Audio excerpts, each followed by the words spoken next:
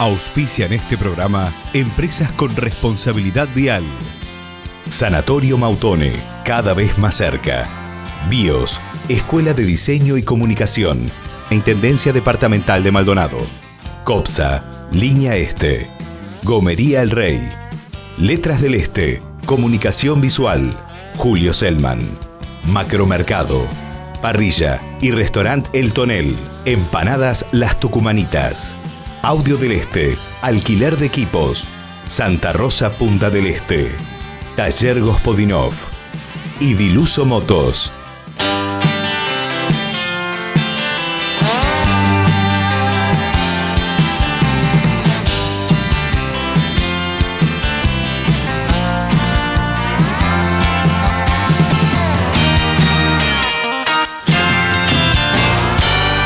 Bienvenidos a Conciencia Vial. Es un gusto encontrarnos con ustedes como cada semana y esta vez, en esta oportunidad, un saludo muy especial a aquellos que nos ven en Montevideo a través de Montecable y a aquellos que también nos ven en la ciudad de la costa a través de Cable Plus. Así que un saludo muy especial para todos ustedes. Hoy el programa tiene que ver directamente con aquellos que están involucrados en muchísimos de los siniestros. Estamos hablando de las motos, porque hoy el tema central será ese. Vamos a estar hablando del casco, de cómo conducir mejor y de algunos consejos prácticos. Pero antes de entrar en tema, les presentamos el consejo de la semana. Presenta este espacio COPSA, más y mejores servicios al este, todo el día, todos los días. COPSA, Línea Este.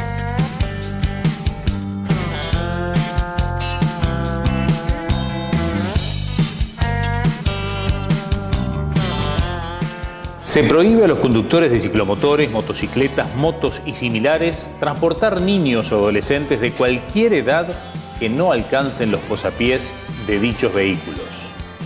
Recordemos siempre, en ciclomotor o motocicleta, un solo acompañante que debe alcanzar los posapiés del vehículo.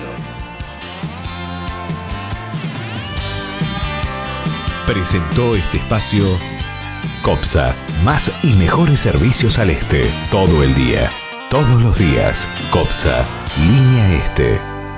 Bueno, y para hablar del tema de hoy es un gusto darle la bienvenida a Daniel Rosich, ex piloto de motos desde el 2008. Además está dedicado a temas vinculados a la seguridad vial y las motos. Es distribuidor de motocicletas, pero además, aunque no formalmente, en muchos casos ha sido asesor de la UNACEF. Así que Daniel, un gusto tenerte aquí con nosotros y bienvenido. Encantado, un placer, realmente un placer. Además es un tema que por supuesto me gusta mucho, me preocupa mucho en realidad, y todo lo que se pueda contribuir con el buen uso y seguro y responsable de la motocicleta es un placer. Bueno, ¿y qué pasó en esa transición entre lo que fue el piloto, el que vende motos y este hombre que asesora sobre seguridad vial o se preocupa por la seguridad? ¿Qué pasó en vos? ¿Cómo fue que llegaste a este tema? Bueno, realmente fue una sorpresa, ¿no? Hay cosas en la vida que no se pueden pensar, ¿no? Que no se sabe por qué uno está haciendo. Siempre soñé que iba a vender motos, fue mi dedicación de toda la vida. Soñé toda la vida que iba a correr en moto, pero la verdad que esto no lo había pensado.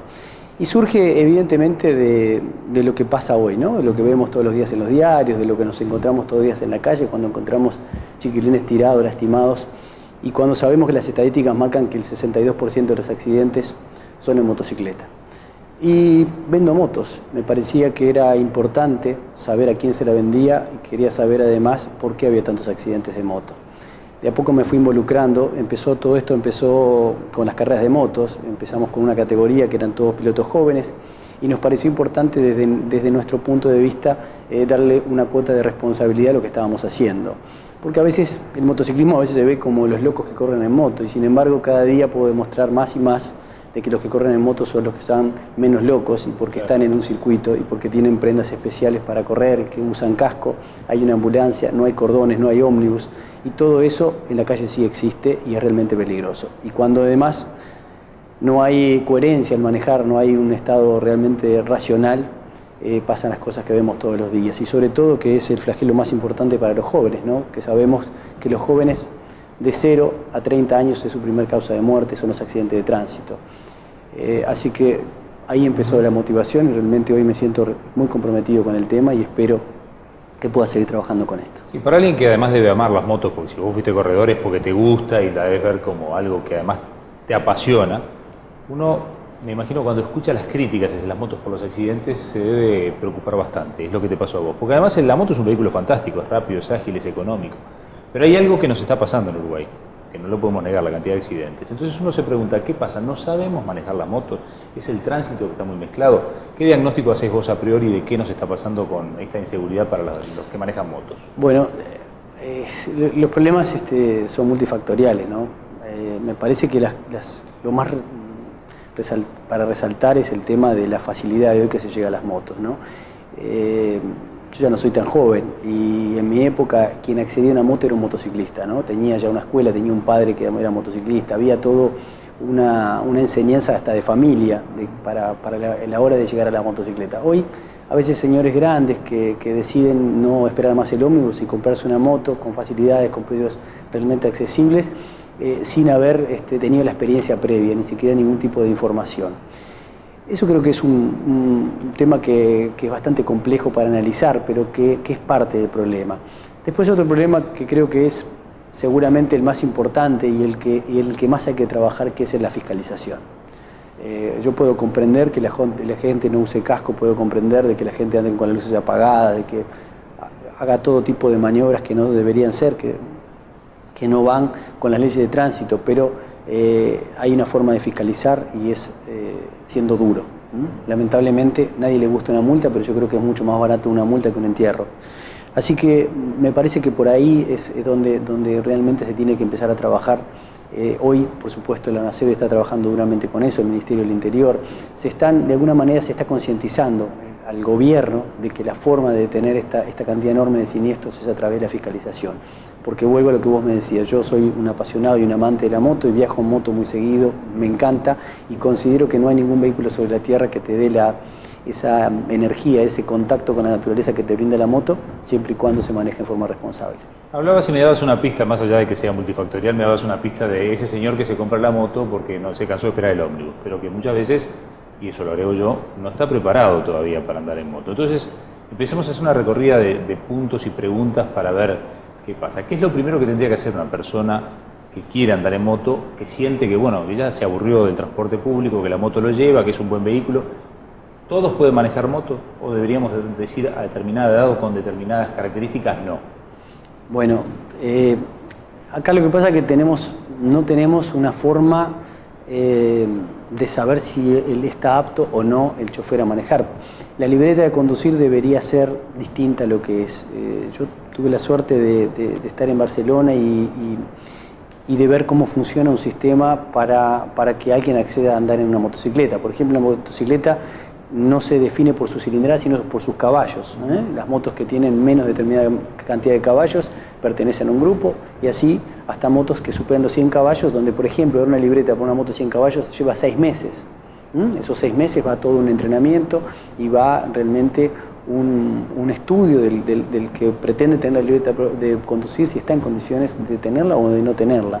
Entonces, como es tan complejo, es mucho más fácil determinar si ese piloto está apto o no para manejar. En el caso de Uruguay, lamentablemente, todavía no tenemos esas herramientas. Yo tengo simuladores de manejo, tengo simuladores Honda que se trajeron especialmente para entrenamiento y tienes una forma de evaluar, porque uno andando en el simulador puede perfectamente evaluar si está o no capacitado para funcionar, por lo menos en una moto pequeña. Ya si hablamos de motos, como decíamos, con más de 100 caballos, bueno, ahí necesitaría otro tipo de análisis. Pero creo que pasa por ahí. Nosotros hoy no tenemos las herramientas en nuestro país para poder evaluar si una persona está apta o no. Creo que hoy la forma de saberlo es cada individuo tiene que ser consciente de la responsabilidad que lleva al momento de conducir una motocicleta. Por supuesto, y lo más importante y lo primordial es cumplir con la normativa de tránsito. Te puede llegar a pasar en las respuestas que me des que digas, bueno, tampoco esto es una regla que se pueda... Es como los doctores cuando le preguntan, dígame tal enfermedad, cómo se cura, pero vamos a hacer una recorrida. Por ejemplo, posición para conducir una motocicleta. ¿Cómo debería estar el conductor? ¿Qué debería hacer? Bueno, las posiciones de una motocicleta también dependen fundamentalmente de qué tipo de motocicleta hay. Están las motocicletas de enduro, motocicletas de campo, están las motocicletas R o las motocicletas superdeportivas, están las motocicletas de turismo y los scooters. Cada motocicleta lleva una posición determinada de manejo. Evidentemente, si uno va por la calle y ve una motocicleta R, aquellas con carenado, súper deportivas, el piloto va hacia el eje de la rueda delantera, porque es la postura que tiene que manejar, porque ofrece la mayor carga sobre el eje de la rueda delantera por una cuestión de potencia, por una cuestión de la geometría de su chasis. Si es una moto de enduro, lleva una postura más bien erecta, lleva un piloto lleva una postura prácticamente detenido sobre la moto, no se moviliza tanto como otro tipo de motocicletas. En la scooter es una palabra alemana que quiere decir silla que anda, o sea, que quiere decir que uno va en una posición como si estuviera en una silla. Entonces habría que analizar para cada motocicleta qué tipo de postura debe tener el piloto al momento de andar en la motocicleta. Bueno, pero nos diste un pantallazo por lo menos. En cuanto al frenado, freno delantero, freno trasero, los dos a la vez, ¿cómo se frena? Eso es una pregunta, la verdad que siempre que damos una charla me sorprende, ¿no? Cuando hacemos la pregunta, ¿cuál es el freno que frena más, el delantero o el trasero? ¿O cuál es que la gente cree que es el que frena más? Y casi todo el mundo contesta que es el trasero, ¿no? Cuando debe ser el de adelante. Es el de adelante y tenemos que saber que el freno de adelante es 70% de freno delantero y 30% de freno trasero. Cuando uno tiene una frenada, sobre todo con una frenada intensa, porque cuando uno se acuerda que tiene una frenada intensa es porque se atravesó un auto, un perrito, lo que sea, tiene que apretar el freno realmente con violencia, y cuando uno aprieta el freno, toda la carga y la masa va hacia el eje de la rueda delantera. O sea que la rueda trasera, si uno tuviera una máquina fotográfica, podría determinar de que la rueda se eleva y pierde contacto con el piso, o sea que si la rueda está bloqueada, no frena absolutamente nada. Les diría que lo mejor es aplicar ambos frenos, porque al apretar el freno trasero también lo que conseguimos es que la moto se agache de atrás y la geometría de la moto se mantenga mejor para mantener las dos ruedas pegadas al piso. Fundamentalmente, y una de las cosas que siempre le recuerdo a todo el mundo, es el tema de las suspensiones. Las suspensiones tienen un rol importantísimo en la frenada. Cuando nosotros tenemos suspensiones en malos estados, o a veces hay muchos chicos que le sacan las suspensiones, las hacen bajitas, le ponen suspensiones rígidas. Bueno, la persona que hace eso no tiene absolutamente ningún conocimiento de la moto, porque la suspensión es el elemento fundamental para mantener la rueda siempre pegada al piso. Entonces, si nosotros queremos frenar cuando una rueda no está pegada al piso, evidentemente no la podemos detener. Varios levantaron la mano en la casa, me parece que dijeron, uy, yo hice eso. Otra pregunta, esto estábamos hablando cuando va solo un conductor. ¿Qué pasa cuando va con acompañante? ¿Qué le pasa a una moto cuando van dos? Bueno, ¿qué le pasa? Evidentemente aumenta su peso, y para cuando aumenta su peso, para detener la moto se necesita mucho más tiempo y distancia. Fundamentalmente, yo siempre digo que cuando se lleva a un acompañante uno tiene que tener doble responsabilidad, porque si uno va solo y se lastima solo, pero cuando lleva un acompañante hay que tener una responsabilidad brutal. Entonces hay que detenerse mucho antes, tener mucho más tiempo de reacción. Uno tiene que saber que incluso cuando toma una curva, la moto se comporta diferente, lo que estamos hablando, el cambio de peso se va para otro lado, entonces la moto tiene el eje delantero, queda más suelto, es más difícil de enderezar. Es importante también, cuando hablábamos quiénes llevamos atrás, no es lo mismo si llevamos un niño o llevamos una persona muy pesada. La geometría de la moto va a cambiar indudablemente de manera importante y el comportamiento va a ser muy diferente. Si llevamos un niño, está más decir de que hay que frenar muchísimo antes de cualquier cosa. Bueno, ¿qué pasa cuando llovió? El pavimento está mojado, ¿cómo se comporta la moto? Bueno, la moto se comporta diferente, evidentemente, ¿no? Siempre digo que lo importante es ver por dónde vamos. Es muy diferente ir por un pavimento negro, por un pavimento de asfalto, que cuando andamos sobre ese pavimento blanco, que es diferente el comportamiento. Hay que tener mucho cuidado, sobre todo cuando está lloviendo, cuando deja de llover o cuando empieza a llover. Cuando el pavimento está mojado intensamente, la moto se comporta mejor. Cuando deja de llover, que queda ese pavimento engomado, pegajoso, bueno, esa es la parte más peligrosa y es cuando tenemos que tener más atención. Hay que tener mucho cuidado cuando el pavimento está mojado, sobre todo en la pintura, con las rayas blancas, en las cebras y fundamentalmente en las tapas de alcantarillado, que, bueno, mojadas son realmente muy peligrosas. Tratar de utilizar el freno, como siempre digo, en dos tiempos, un primer impulso de la palanca con poca violencia y después ir dándole cada vez más presión y utilizar, por supuesto, siempre los dos frenos en forma suave para que no haya un bloqueo de la rueda delantera, porque puede ser tremendo. Hoy hay sistemas de freno, los ABS, que también ya se están utilizando en las motocicletas, que por supuesto son muy buenos para este tipo de situaciones. Te llevo un tema que obviamente no es fácil de explicar, sé que lo explicás en las charlas con Pizarrón incluido, porque así me lo contaste tú, pero las curvas, ¿no? Porque en definitiva yo me imagino que es pregunta reiterada. Bueno, ¿cómo tomo las curvas? ¿Qué hago con la moto? ¿Cómo se comporta ante una curva? Bueno, como te decía, es un poco complicado de explicar. y es muy bueno explicarlo en un pizarrón, pero vamos a tratar de ser lo más elocuente posible. Cuando uno va a tomar una curva tiene que tener algo muy claro. Uno tiene que entrar a una curva despacio e intentar salir rápido.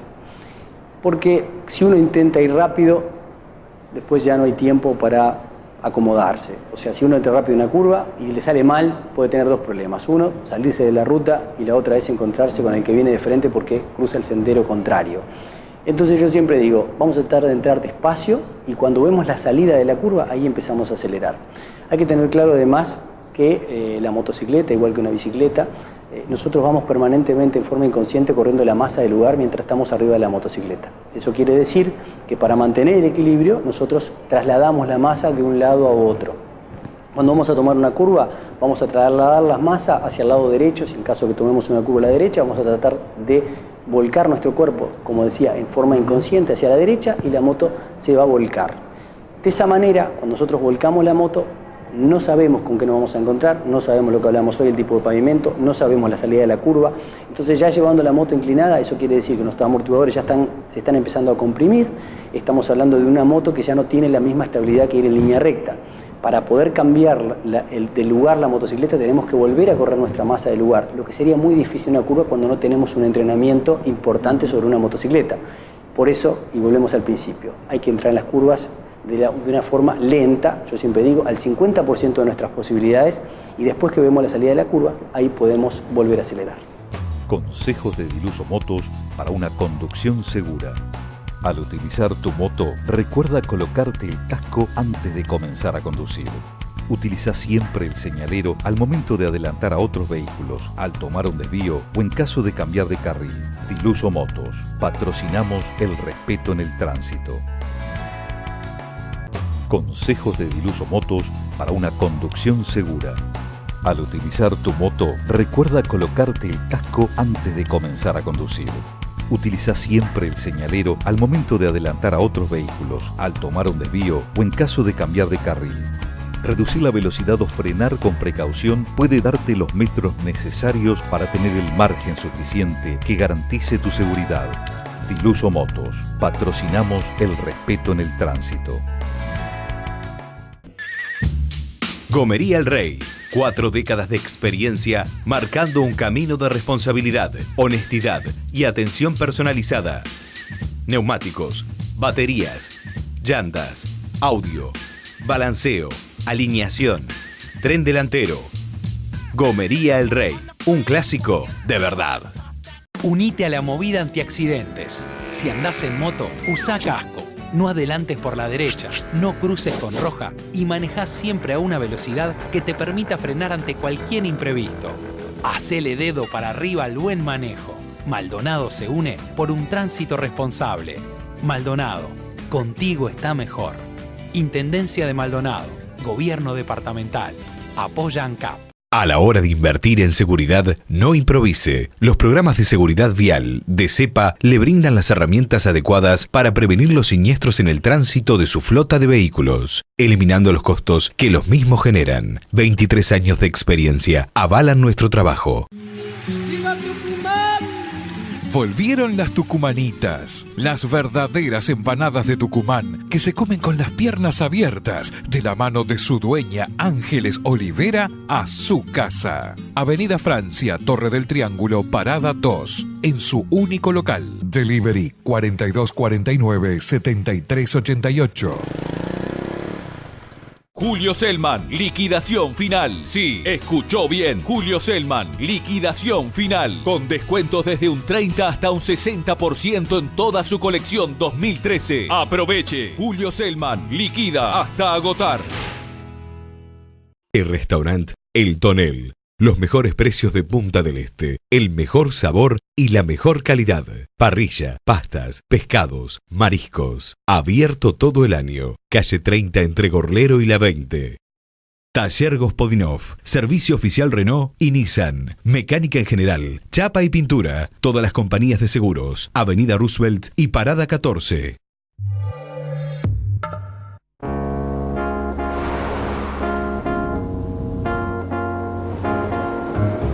You see this sky This guy's in love with you. Yes, I'm in love. Who looks at you the way I do? How can I show you?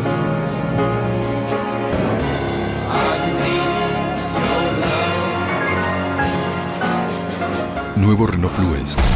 Empezó todo otra vez. Santa Rosa Punta del Este. Concesionario Renault y Nissan. Avenida Roosevelt, Parada 14. BIOS, Escuela de Diseño y Comunicación. Centro Certificado Autodex. Arquitectura de Interiores. Diseño de Interiores. Profesional en diseño técnico. Hiperrealismo y animación. Diseño de espacios verdes. www.bios.edu.uy. Y deberás crecer, sabiendo reír, sabiendo llorar. Y deberás vencer todas las barreras que te impidan seguir. Y deberás saltar por ti mismo para recuperar en la vida un lugar. Centro de Rehabilitación de Adultos, Cerema, para recuperar un lugar en la vida.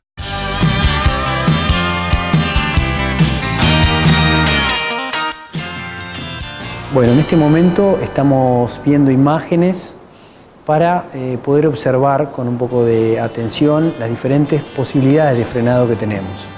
Vamos a probar en primera instancia utilizando únicamente el freno trasero.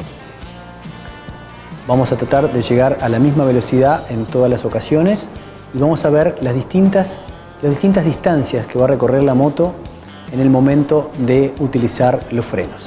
Ahora vemos la utilización del freno trasero y vemos que la motocicleta recorre 14 metros para poder detenerse.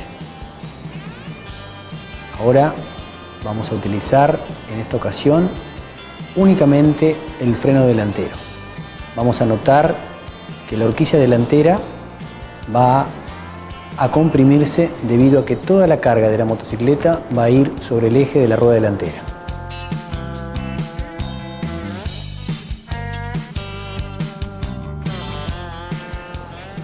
Vemos que con esta frenada la moto recorrió, llegando a la misma velocidad, 7 metros para detenerse. Por último, vamos a utilizar los dos frenos, tanto el freno delantero como el trasero. También van a notar, además de una mejor frenada, un mejor equilibrio en la postura de la moto en el momento de aplicar ambos frenos. Al utilizar el freno trasero, la suspensión trasera no se va a elevar tanto y la delantera tampoco va a sufrir toda la carga, como es el caso de la segunda frenada que utilizamos únicamente el freno delantero. Ahí podemos observar que utilizando ambos frenos la efectividad es excelente y hemos mejorado a 4 metros llegando a la misma velocidad y utilizando ambos frenos. Espero que estas imágenes sean elocuentes y que el usuario pueda mejorar la calidad de frenada teniendo en cuenta que utilizando ambos frenos es la mejor forma de detener nuestra motocicleta.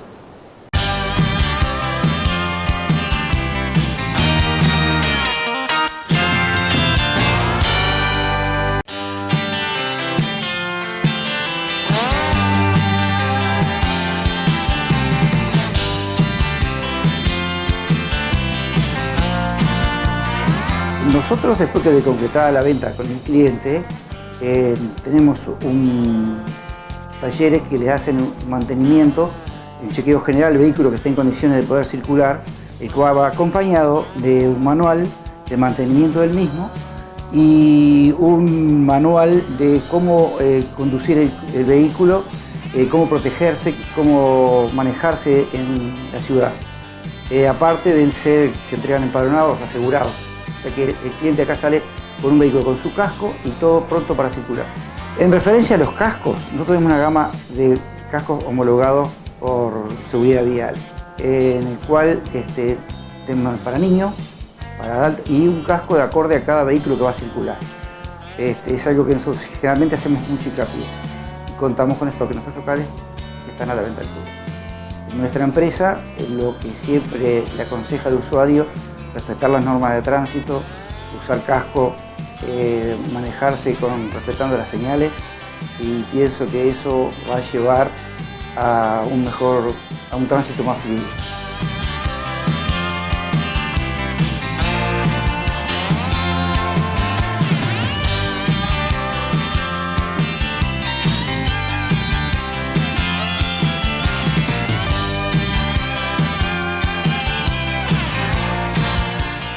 Presenta Sanatorio Mautone, cada vez más cerca. El paciente traumatizado significa un costo muy grande para la sociedad en general. Por supuesto que primero, el costo que implica su asistencia, son costos muy grandes. Promedialmente un paciente que tiene un siniestro de tránsito grave está alrededor de 7 a 10 días en CTI, más el resto después de la evolución, y todo va a ir en función después de las secuelas que quedan, las secuelas que pueden ser invalidantes, total o parciales, y ahí se engancha el tema con la rehabilitación. Pero a su vez, si uno piensa y razona de que la edad promedio de los traumatizados o el pico más grande sea entre los 15 y 45 años, estamos diciendo que ese costo se traslada a la sociedad en general, es decir, pérdida de mano de obra, las implicancias que eso tiene para una familia, en fin, es decir, todo lo que redunda en un costo realmente muy, muy alto, y que se traduce en una verdadera pandemia por la gran incidencia que hay. Es decir, hace un par de años nosotros nos asustábamos porque se habló de que 8.500 personas en el mundo habían muerto por la gripe H1N1. Sin embargo, en ese mismo periodo, más de 300.000 personas murieron por siniestro. Y cuando a nivel de costo hablamos de lo que significa un traumatizado, también vale la pena comparar y manejar algunas cifras. Hoy en día hablamos mucho del dengue, y no estoy diciendo que no haya que tomar las precauciones que sean necesarias, y todo lo que se ha hecho hasta ahora ha dado resultado, porque por suerte no hemos tenido dengue autóctono. Pero la pandemia de politraumatizados graves por siniestro de tránsito sí la tenemos. Y como a modo de ejemplo decía que en el año 2009 murieron en el mundo 8.500 personas por la epidemia de gripe H1N1, lo cual a todos nos asustó y todos estábamos miedos. Sin embargo, ese mismo periodo murieron en el mundo más de 1 millón de personas por traumatismo de cráneo por siniestro de tránsito. Entonces, si esas cifras las extrapolamos a lo que son costos, realmente es realmente llamativo y nos debe preocupar a todos. Hay que también tener en cuenta y partir de la base de que una persona que tiene un siniestro de tránsito, por lo general y en línea general, siempre es una persona previamente sana, y que de un momento a otro pasa de un estado de salud total a un estado de enfermedad total. Y supongamos que esa persona tiene la suerte de recuperarse, hay un gran porcentaje que quedan con secuelas, lo que determina que esa persona continúe después vinculada a un servicio médico, a una rehabilitación, con algún grado de discapacidad, lo que termina transformándolo en un enfermo. Y aunque no sea a veces físico, también el componente psicológico importa, y importa mucho en este tipo de patología. Presentó Sanatorio Mautone, cada vez más cerca.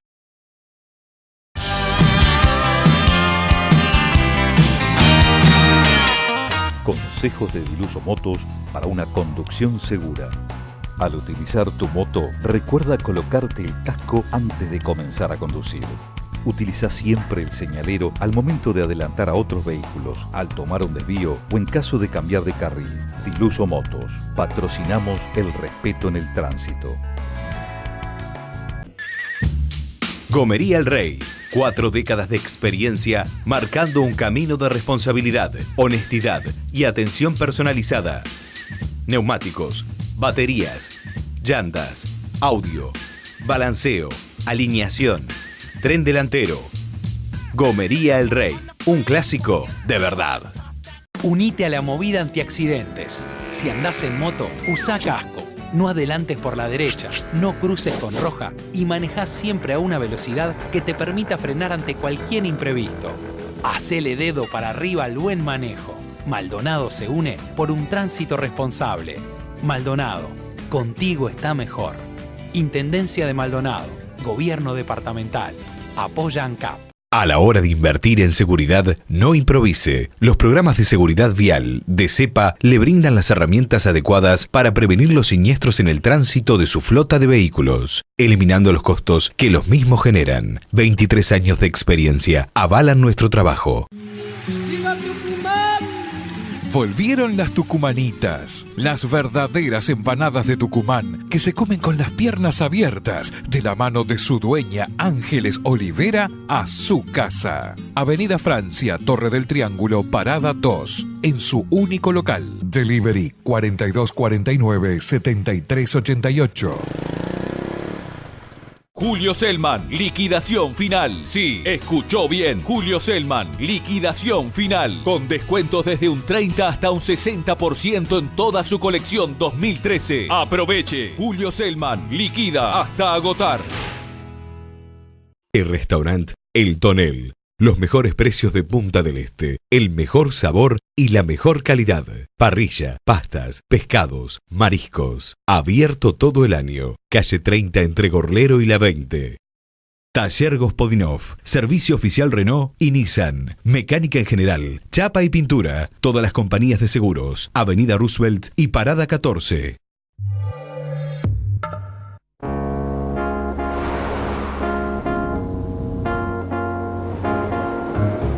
You see this guy's in love with you. Yes, I'm in love. Who looks at you the way I do? How can I show you?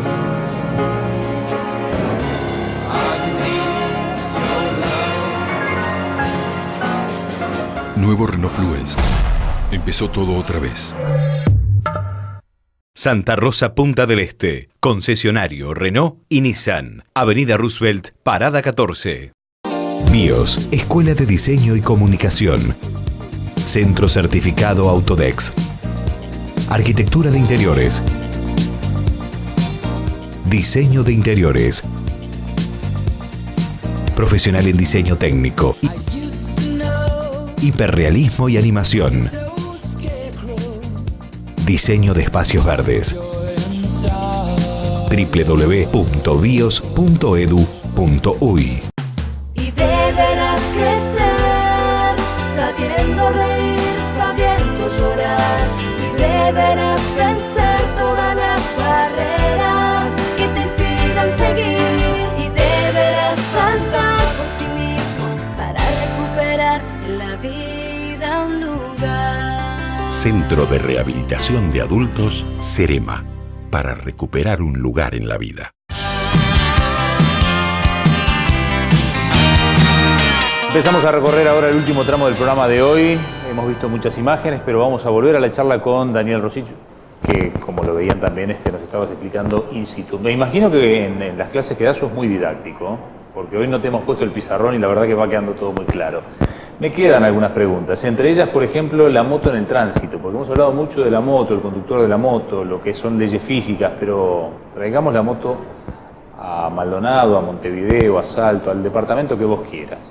¿Qué pasa con la moto allí interactuando con autos, otras motos, con ómnibus, con semáforos, con peatones?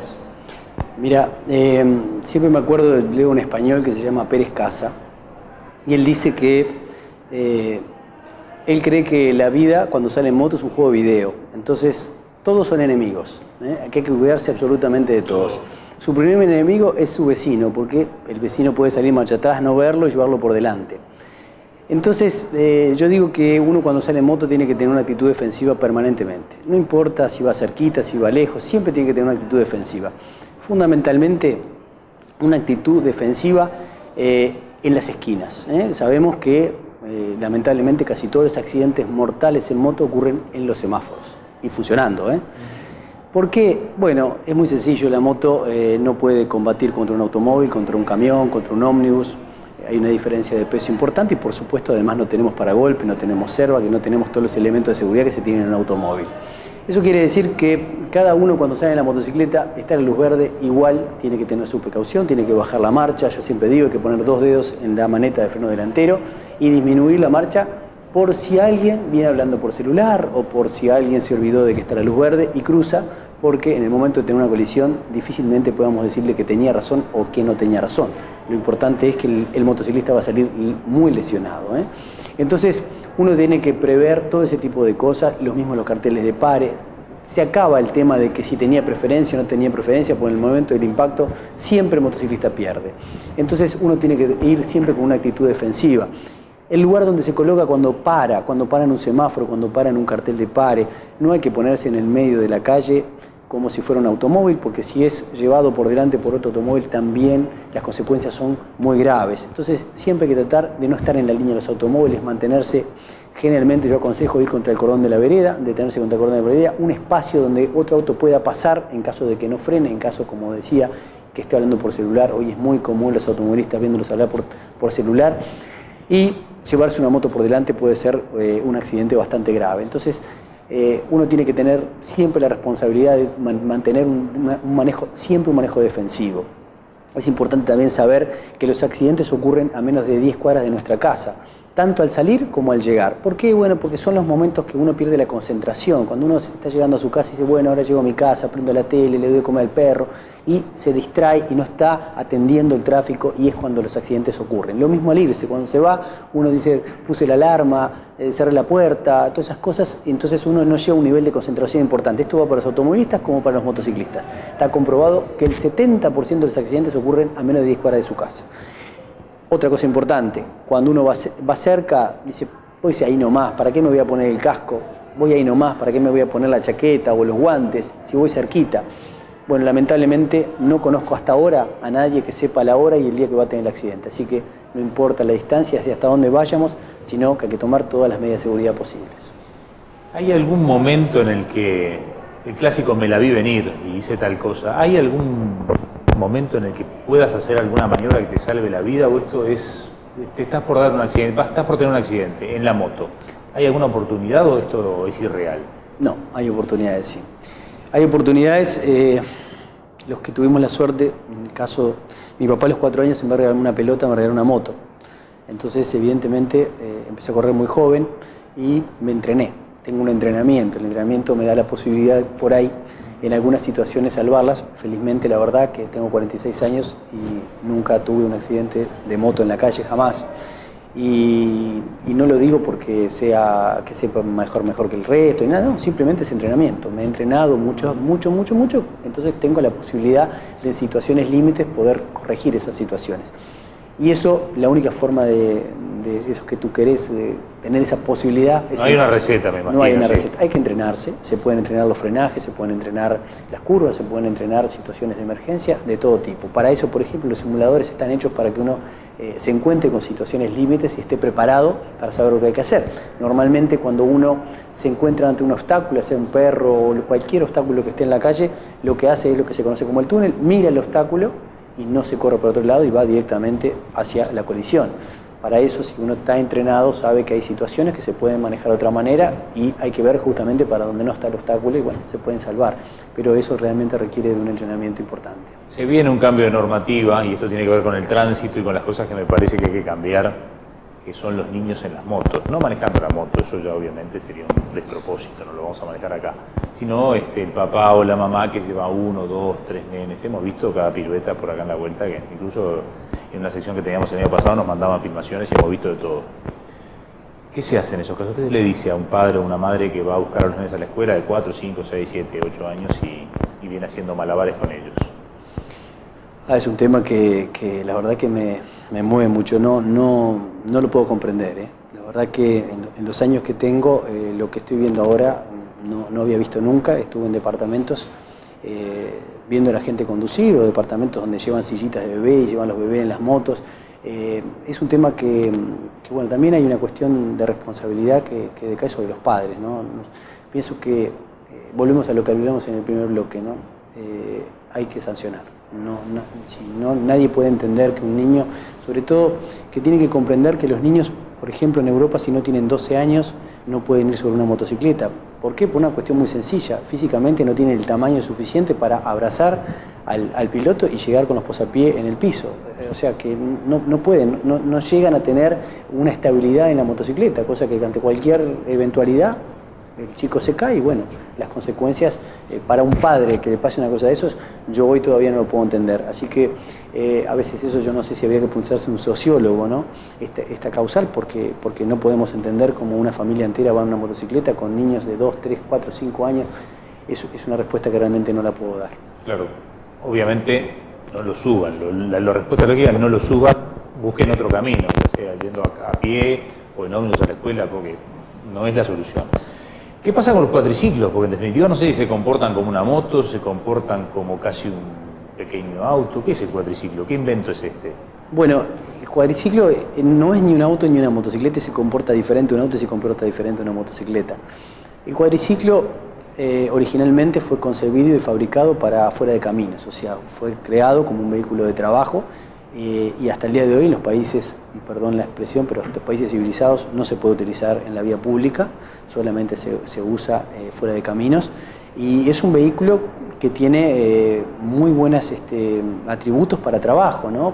Por ejemplo, el cuadriciclo es 4x4, que bueno, yo sé que en las arroceras, por ejemplo, donde no llegan, o se llega a caballo o caminando, se llega con el cuadriciclo y es un buen elemento de trabajo. Ahora, para las ciudades, en el asfalto son muy complicados de manejar, al tener un rodado tan ancho, se hace muy difícil manejar sobre el asfalto, realmente hay que estar muy capacitado para manejar un cuadriciclo, que parezca muy sencillo porque tiene 4 ruedas. Pero sin embargo hay que tener una capacitación importante, hay que saber, lo que hablábamos hoy, manejar el peso del piloto permanentemente de un lado a otro. Si uno los ve en las competencias, cómo los pilotos de cuadriciclos se descuelgan de un lado hacia el otro para justamente correr la masa del lugar. En el caso de los cuadriciclos que se usan en la vía pública, bueno, solo puedo dar un consejo, hay que manejarlos muy despacio, con mucho cuidado, con muchísimo cuidado, y fundamentalmente ver qué tipo de neumáticos traen los cuadriciclos, porque utilizando neumáticos más apropiados para el asfalto, evidentemente las posibilidades de tener un accidente disminuyen. Porque vos sabés que yo creo que se ha impuesto una quizás equivocada concepción de que cumple 15 años y en lugar de la moto capaz que le compro el cuatriciclo porque es más seguro. ¿Qué dirías vos al respecto? Si el cuadriciclo se utilizara no en la calle, estoy de acuerdo que es más seguro. Yo te digo para ir al colegio, muchos chicos de 15, 16, 17 los veo yendo al colegio en cuatriciclo. Bueno, ahí discrepo un poquito con ese tema porque el cuadriciclo puede ser a alta velocidad bastante más peligroso que la moto. Hablemos de las cilindradas, porque vos me lo dijiste, no se miden las motos en cilindradas, se miden en caballos de fuerza, o caballos de vapor, no sé en qué se mide. Pero vayamos a esto, ¿qué estamos trayendo al Uruguay en cuanto a motos? Porque hay mucha moto chiquita, mucha moto que lo habrás escuchado tú, distribuís motos, vendés motos, pero has escuchado que decimos, también traemos cada moto al Uruguay, no frenan, no doblan, no hacen de cualquier cilindrada. Estamos trayendo cualquier cosa, ¿cómo deberíamos regular lo que se está trayendo al país? Bueno, nuestro país llega en un promedio en los últimos años de 100.000 motos anuales. De esas 100.000 motos, menos de 500 motos son mayores a 500 centímetros. O sea que prácticamente son todas motos menores a 500 centímetros, fundamentalmente motos de 110, 125 y 200 centímetros. Son motos pequeñas, estamos hablando de motos, una 200 centímetros tiene 14 caballos, o sea que son motos de poco caballaje, ¿no? Los productos, hay de todo. Hay productos que vienen de China, pero que vienen bien, vienen con buenos amortiguadores, un tema que hoy repetía, que lo importante que es un buen amortiguador. Los frenos en la mayoría de las motos funcionan muy bien. Hay otros aspectos que están, creo que la carencia más importante hoy de las motos chinas son los aspectos eléctricos. Normalmente vemos motocicletas con las luces apagadas y no entendemos por qué no tienen su luz encendida. Bueno, porque la verdad que las carencias en las partes eléctricas son importantes, sobre todo a nivel de reguladores de voltaje, que obligan a que el regulador de voltaje es un aparatito que se encarga de mantener el voltaje siempre en la moto el mismo, y lamentablemente esos reguladores no funcionan bien, sumado a las instalaciones, a las baterías, y las motos queman permanentemente las luces, entonces el público se cansa de cambiar las lamparitas y bueno, al final deja la moto sin luces y eso es tremendamente peligroso, que es un tema que no hablamos, pero me gusta repetirlo en todos lados. uno de los temas que tenemos que tener claro es que la motocicleta no se ve. Hay que trabajar muchísimo en el tema de la iluminación, hay que trabajar en el tema de la ropa que se utiliza, que sea colorida, que tenga, si es posible, algún tipo de elemento que, que se perciba rápidamente la motocicleta. Intentar utilizar los cascos también con elementos reflectivos. Y te digo que no hemos hablado de ese tema porque te vamos a convocar para otro programa para hablar precisamente del entorno de la moto, cascos y demás. Por eso también no te había preguntado nada. Pero está bien el adelanto. Está bien. Bueno, ahí hacemos los titulares entonces. Hacemos los titulares de lo que hablaremos en otro programa. Pero así es, así es. El tema de ver la motocicleta es fundamental. Es uno de los temas, está comprobado de que de cada 10 colisiones, 8, el chofer del auto, el camión, no lo vio. Así que sí será importante. Y te preguntaba eso porque a veces el que no conoce de motos se asocia ahí, mirá las motitos que traen. Por eso te preguntaba por la cilindrada. No es una relación directa entre cilindrada y seguridad. No importa que sean motos chicas. No. No importa. No importa y volvemos a lo mismo, ¿no?